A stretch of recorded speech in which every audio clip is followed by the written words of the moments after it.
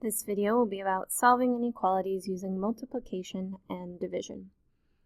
So solving inequalities is very similar to solving equations. So if we had x divided by 5 greater than or equal to 2, we would use our opposite operations. We are currently dividing by 5, so the opposite would be to multiply. But what you do to one side, you must do to the other. So when we do our opposite, it does cancel. The purpose of that was to cancel out the dividing by 5. Then we multiply 2 times 5 is 10. Then we can graph this. We have greater than or equal to, so we use a closed dot because it's equal to on the bottom, and greater than means shade to the right. This also works for using multiplication. If I had 3x is less than 12. We have 3 times x. They won't write in the multiplication. We have to know that when we have a number next to a letter, it's multiplication. So we do the opposite of division. Divide both sides by 3. 12 divided by 3 is 4. And again, we can now go graph this. At 4, we are using an open circle because it's less than with no line underneath, and less than means shade to the left. So the only thing that can make this a little bit more difficult is that when you multiply or divide by a negative number, you need to flip your inequality symbol. And let me show you why. If you have 5 less than 8, that is definitely true. 5 is definitely less than 8. Now I'm going to multiply by negative 1. This becomes negative 5 less than negative 8. So I did not flip it on purpose because now we want to look. Negative 5, is it less than negative 8? Well, if we look at our number line, the negative 8 is further to the left, so it is actually less than negative 5. This is incorrect. When we didn't flip it, now we no longer have a true statement. So you must flip it so that you continue to have a true statement. So when you're using multiplication or division to solve your inequalities, you do need to now remember to flip your inequality. It doesn't matter if your answer comes out negative or positive, it only matters if you're multiplying or dividing by a negative or positive. So currently we're dividing by negative 2. We have to multiply by negative 2 to move it to the other side. Because this 2 is negative, we don't care that the 3 is negative, we don't care that it comes out positive 6. Because the 2 we're multiplying by is negative, this inequality sign is now going to flip to greater than. Same thing if we are doing multiplication. If we have negative 4y less than 16. That's negative 4 times y. We do the opposite and divide by negative 4. And again, since that 4 itself is negative, when we write our answer, we flip our inequality symbol to be greater than now. So anytime you multiply or divide by a negative number, you need to flip your inequality symbol.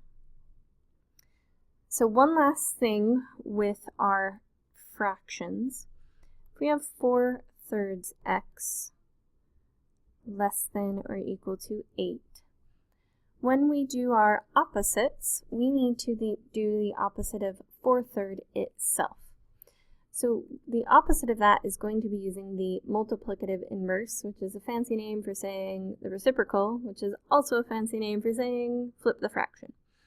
The opposite in this case, normally we just multiply by 3 because normally we don't have that 4 up there. But we want to flip it upside down, and that is actually the opposite. So we're multiplying by 3/4. Those cancel each other out. We don't have to worry about flipping it because we didn't have a negative, we have a positive. When we multiply fractions, if we have just a whole number that's not a fraction, it will only multiply by the numerator. 8 times 3 is 24, but we still have this divided by 4. So if we can, we do want to reduce this. 24 divided by 4 is 6. And we can still graph it. I didn't graph the last two, but you can graph every single time. We have a closed circle because there's a line underneath, and it's shaded to the left because it's less than. You can also apply this to a real-life situation. Let's say we have this situation. Students in a school band are selling calendars. They earn 70 cents a calendar, and their goal is to earn at least $400.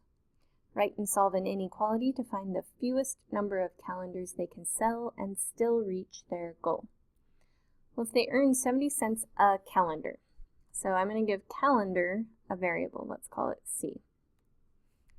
So 70 cents a calendar, that means for one calendar it's 70 cents, 2 calendars, $1.40, 3 calendars, $2.10. So it keeps going up, and when you're adding that same amount every time, it's actually multiplication, 0.7 times the number of calendars we sell. That will be compared to the 400, so we have to decide.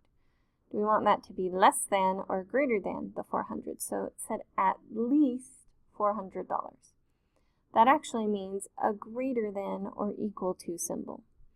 You might think less than because least sounds like less, but when you say at least, that means we want more than $400.